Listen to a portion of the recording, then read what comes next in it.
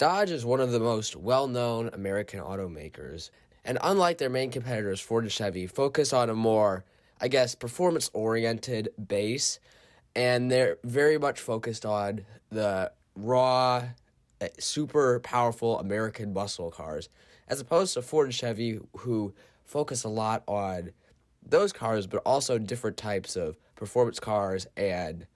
other types of crossovers and electric cars. But however, with new regulations on emissions and many states passing legislature that could outlaw the sale of new gas cars in the next 10 or 15 years, Dodge is going to be forced to make a drastic change from what they have been used to selling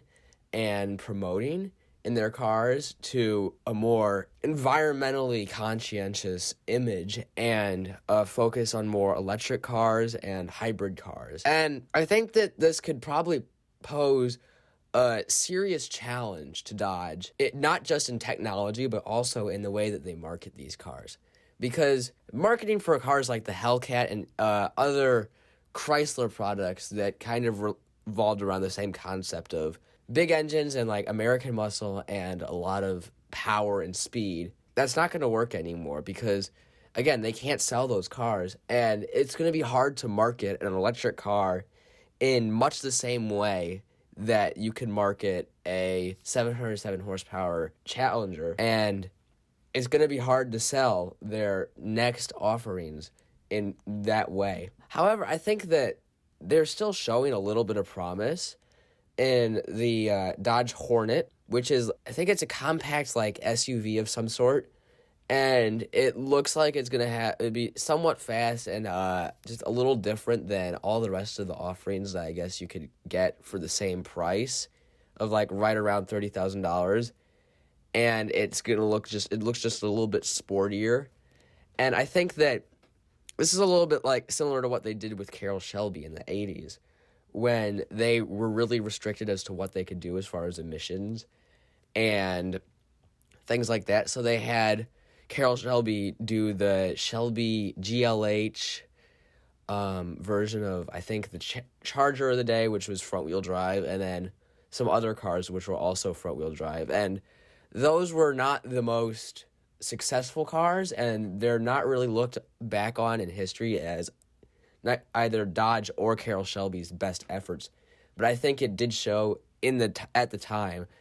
a effort towards being innovative, and I think that the Hornet is kind of following in the same footsteps, although I feel like it could be a little bit more successful if they, again, market it correctly and market it towards the right people, which would probably be people that are wanting an American car, but maybe don't necessarily want to spend hundreds of dollars every time they fill up their gas tank. And I think that could be a developing market, although time will tell, and I don't think that as of right now, there are many people that are looking to buy a Dodge hatchback that could compete with, I guess, a Golf or even really a Toyota RAV4. And I think that another sign of drastic changes at Dodge is I forget what it's called. I think it's the Charger Daytona electric concept, which is like a 4-seat continuation of sorts of the Charger. And I guess you could kind of call it the electric replacement for the Hellcat. And I think that it's a very complicated and interesting car in how they went about bringing it out. And I think that what it might end up representing for Dodge as a brand, even if they don't make it exactly the way the concept looked. And I think that the styling, like, it's weird because you look at one angle of the car, like the front, if you look at it in the front, it looks really good, like with the grille treatment, but the rear just looks like a little squashed, and I think that's due to having 4 seats. And I think that if they had made it a coupe or marketed it as a Challenger, I think it would look quite a bit better, and I think it would look a little bit more proportionate. But aside from the looks, I think that Dodge will still have a very hard time marketing an electric car that is, I guess, branded as a Challenger or Charger Hellcat replacement of sorts, because all the people that wanted Hellcats were very much interested in the Hellcat for the engine and loud, brash American performance that the Hellcat provided. And an electric car, even though they're trying to get real creative with the noises that it makes, that it can't bring about that same level of dedicated fans amongst a lot of the diehard muscle car types just because of its electric and because of it has 4 seats, I guess to a lesser extent. And I think that Dodge is not marketing it very well, just because they're having to go above and beyond to try and sell it and say, hey, well, this is actually a great viable option for a performance car. And even though I think that they could market it towards the drag racing aspect, because it's an electric car, it'll probably do 0 to 60 at, I'm assuming, the same speeds as a Tesla. And they could market it that way, but I think that it'll still be a hard sell for a lot of the old diehard muscle car people.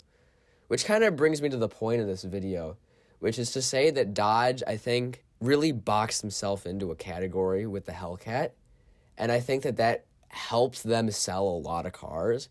because people, even if they couldn't afford a Hellcat, would look at a Challenger, where they maybe would look at a Camry or an Altima instead, because of the image that it put across. And like, okay, I drive a Charger